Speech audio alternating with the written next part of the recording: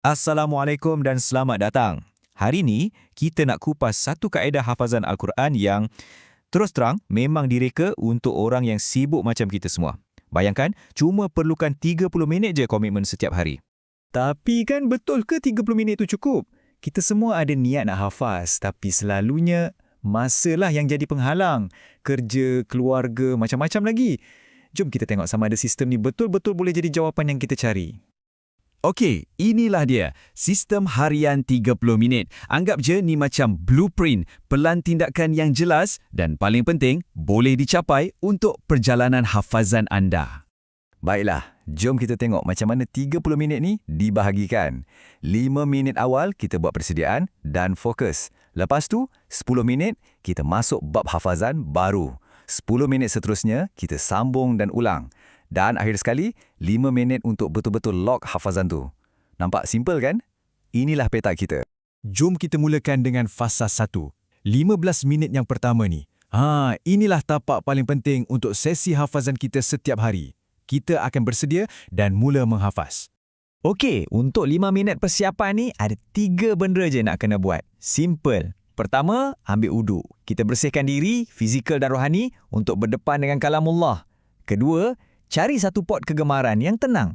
Bila kita buat kat tempat yang sama setiap hari, otak kita pun macam dah auto-tune untuk fokus. Dan ketiga, ni yang ramai terlepas pandang, baca terjemahan muka surat tu dulu. Penting sangat ni. Kenapa pula kena baca terjemahan dulu? Sebabnya, ia bagi kita gambaran besar. Bila kita faham cerita atau mesej di sebalik ayat tu, nak hafal pun jadi lagi senang dan lagi menusuk ke dalam hati. Baiklah, sekarang masuk bab hafazan. 10 minit je. Cara dia macam ni. Muka surat tu, kita pecahkan kepada 4 atau 5 bahagian kecil. Jangan tamak.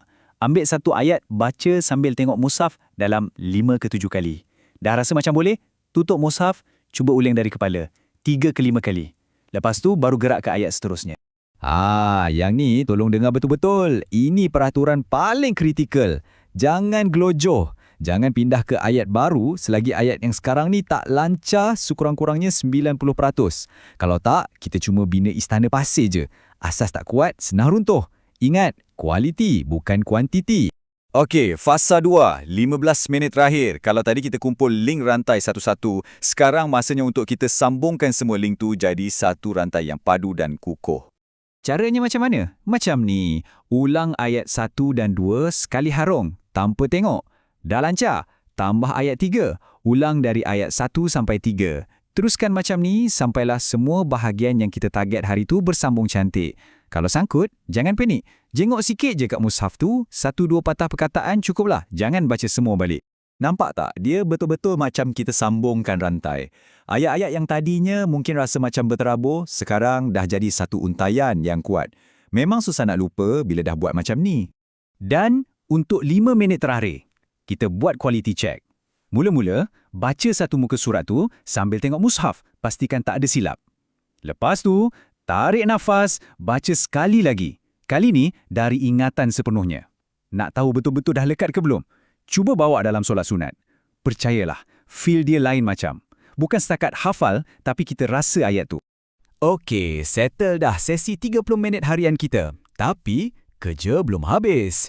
Soalan besar sekarang, macam mana nak pastikan apa yang kita hafal ni kekal lama, bukan setakat esok lusa je? Sekarang kita nak masuk bab maintenance pula. Jadi apa maksud hafazan yang berkualiti? Inilah sasaran kita. Pertama, lancar, tak ada sangkut-sangkut. Kedua, kita tahu apa ayat seterusnya, macam dah auto-connect dalam kepala. Ketiga, sebutan tajwid itu betul. Dan yang paling penting, kita yakin nak bawa dalam solat. Kalau dah capai 4 ni, memang mantap. Dan untuk sampai ke tahap tu, ada beberapa tip emas yang boleh buat semua perbezaan. Anggaplah ni macam booster untuk usaha harian kita. Tip pertama, hafaz pada waktu yang sama setiap hari. Lepas subuh tu memang waktu terbaik. Otak segar. Tip kedua, guna satu mushaf je. Jangan tukar-tukar. Ini akan bantu photographic memory kita. Dan tip ketiga, yang ni paling power, ikut jadual ulangan yang betul. Jadual ulangan ni bukan main petik je tau. Ia berdasarkan sains, dipanggil ulangan berjarak atau spaced repetition. Senang cerita, ia macam kita siram pokok. Kita tak siram 100 baldi sekaligus kan? Kita siram sikit-sikit tapi konsisten. Sama macam memori kita, kena siram pada waktu yang tepat, barulah ia subur dan kuat. Dan yang bestnya, jadual ni simple sangat, tak serabut pun. Untuk setiap muka surat baru, kita cuma perlukan 3 ulangan penting je. Pada hari yang sama kita hafal tu, ulang balik muka surat tu 3 kali. Mungkin lepas Zuhur, Asar dan Isyak. Ini untuk pakukan dia dalam memori jangka pendek. Esoknya, hari kedua, ulang sekali je. Cukup. Ini permulaan untuk kita pindahkan dia ke hadis jangka panjang dalam otak kita. Dan final check dia pada hari yang ke-7. Ulang lagi sekali. Yang ni lah yang betul-betul akan buat hafazan tu melekat kuat. Jadi, nampak kan? Inilah rahsianya. Gabungan antara 30 minit kerja fokus setiap hari dengan jadual ulangan yang bijak. Inilah formula untuk bina ingatan yang tahan lama.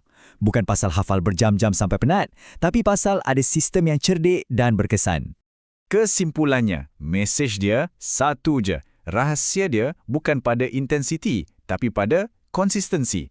Istiqomah tu kuncinya. Bukan berapa jam kita buat, tapi kita buat ke tak setiap hari, walaupun sekejap. Jadi, saya tinggalkan anda dengan satu soalan. Dengan adanya pelan yang jelas macam ni, yang cuma perlukan 30 minit je sehari, agaknya macam mana rupa perjalanan hafazan anda selepas ni?